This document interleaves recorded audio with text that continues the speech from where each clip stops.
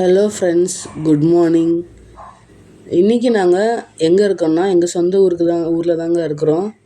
2 மாதம் கழித்து ஊருக்கு போனதில் ஒரு சந்தோஷம். போன வேலை என்னமோ வேறு வேலையாக பிளான் பண்ணி போனோம். ஆனால் நம்ம எதிர்பார்த்த மாதிரி இருக்காது எப்போவுமே.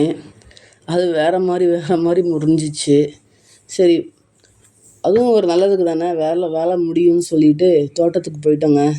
எதுக்குன்னா புளி அடிக்கிறதுக்காக. எங்கள் வீட்டுக்காரர் மரத்தில் ஏறி ஒவ்வொரு கிளையாக உழுக்க, நான் அதை புளியை பொறுக்க, அந்த மாதிரி ஆயிடுச்சு. அவர் 1/4 மணி நேரத்தில் மரத்தில் ஏறி புளியை விற்றுட்டு இறங்கிட்டார். ஆனால் மரத்தை சுற்றி ஃபுல்லாக ரவுண்ட் அடித்து புளியை பொறுக்கிறதுக்கு எனக்கு 4-5 மணி நேரம் ஆயிடுச்சுங்க. மத்தியானம் 2 மணிக்கு போனது, சாயங்காலம் 6 மணிக்கு மேலேயே ஆயிடுச்சு வீட்டுக்கு வரத்துக்கு. ஒரு வழியாக புளி வேலை முடிஞ்சிருச்சுங்க. என் பசங்களையும் கூட கூட்டிகிட்டு போயிருந்தேன். புளியை பொறுக்க ஹெல்ப் பண்ணுவான்னு பார்த்தா, அதுக்கு வச்சுருந்த கூடையை கவுத்து போட்டு நான் உட்காருவேன், ரெஸ்ட் எடுப்பேன்னு சொல்லிட்டு அவன் உட்காந்துட்டாங்க என் பையன்.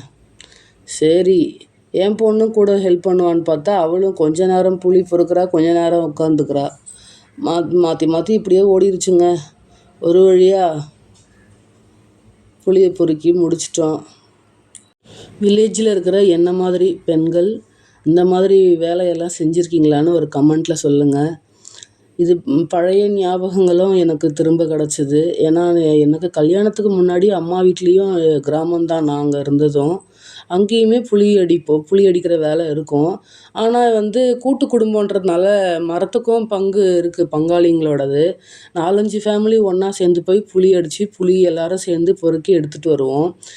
அது எல்லாரும் சேர்ந்து செய்யும்போது அது ஒரு சந்தோஷமாகவும் ஜாலியாகவும் இருந்ததுங்க. இப்போ இங்கே மாமியார் வீட்டுக்கு வந்த பிற்பாடு எங்களோட மரம் தனியாக இருக்கிறதுனால நாங்கள் தனியாகவே எல்லாமே செய்கிறது அது ஒரு எக்ஸ்பீரியன்ஸாகவும் இருக்குது.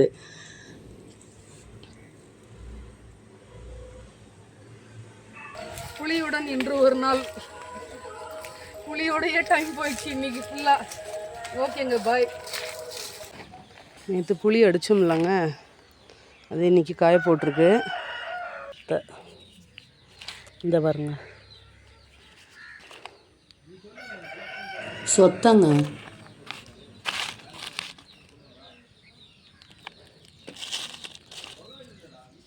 இந்த பாருங்க, சொத்தை.